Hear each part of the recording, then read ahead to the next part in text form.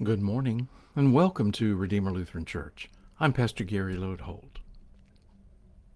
I had the craziest dream last night, someone will say, and then go on to tell you about flying rhinoceroses putting bagels in a bathtub or some other thing that seems to make no sense at all. The thing is, often in the Bible, people had dreams and looked to those dreams for meaning and purpose. They believed God spoke to them in their dreams to give them guidance for what they should do.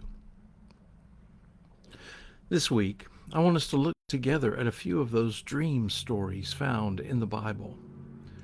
We aren't going to deal with them all, and some of them are pretty familiar to you, and we have opportunity to hear about them on Sunday mornings.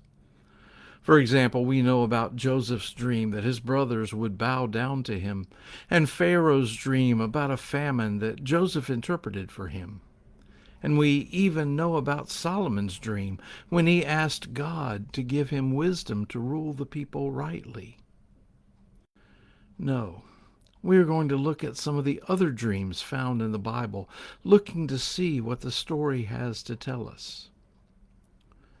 Today we want to look at the story of Jacob dreaming of a ladder to heaven.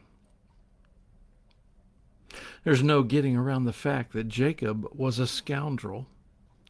For most of his early life, according to the Bible, Jacob cheated most everyone he knew out of what was theirs. And in fact, when our story begins, Jacob is fleeing for his life, running from his own twin brother whom he had cheated of their father's blessing. Jacob wasn't a very nice guy. And that's the first bit of gospel in this story that's full of gospel hints. This scoundrel, this rogue, this person who had all sorts of faults is the person God chose to carry the promise forward. And that's gospel because it means that God can choose and lay his promise on scoundrels and rogues like us as well. But there's so much more in this story too. So many hints at the kinds of things Jesus came to tell us. Like I said, Jacob is fleeing for his life from his brother Esau. And the way the Bible describes it, he's out on the road and he falls exhausted.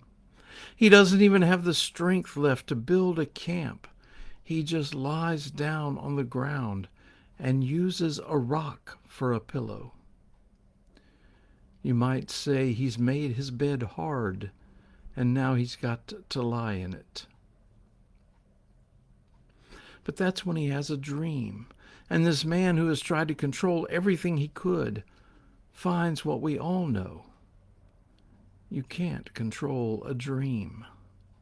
This dream is under God's control, under God's initiative. There, as he flees, God has come to Jacob. And the good news is that even though he's a fugitive, God has not forsaken him, just like God never forsakes us, no matter what messes we get ourselves into. In his dream, Jacob sees a ladder, perhaps something like a ziggurat, and the angels of God are moving up and down that ladder, going out into the world to do the work of God. And oh, the promise that such a vision holds for us. It means that earth is not left to its own resources. Heaven is not a remote, self-contained world of heavenly beings. No, heaven has much to do with earth. God is at work all around us, and those of us here can count on that. Jacob had thought that he traveled alone, with survival as his only purpose. But now he discovers that the world is a place of possibility, and that he is not cut off from the sustaining presence of God, no matter what he's done. And once more, that's good news for us scoundrels too. Like us, Jacob's world was one of fear and loneliness and guilt. But Jesus brings us God's forgiveness and love and grace. and suddenly life is full of new possibility. There's more. It's not an angel who speaks to Jacob in this dream, but God himself. And God is not up at the top of the ladder looking down, but he's right there beside Jacob. God enters our world and is at work here, just like he is with Jesus. And in this dream, God commits himself to Jacob, this empty-handed fugitive. God promises to be with him. And God promises to watch over and protect him as well.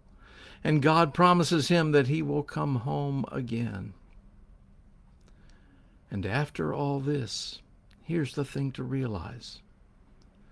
Before this dream, Jacob is fleeing and hopeless. But after his encounter with God, he has promise, hope, and a future.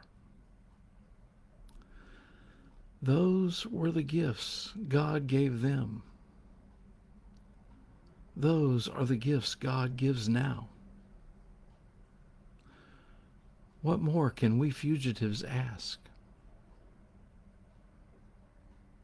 Thanks for watching, and remember to let this day belong to God.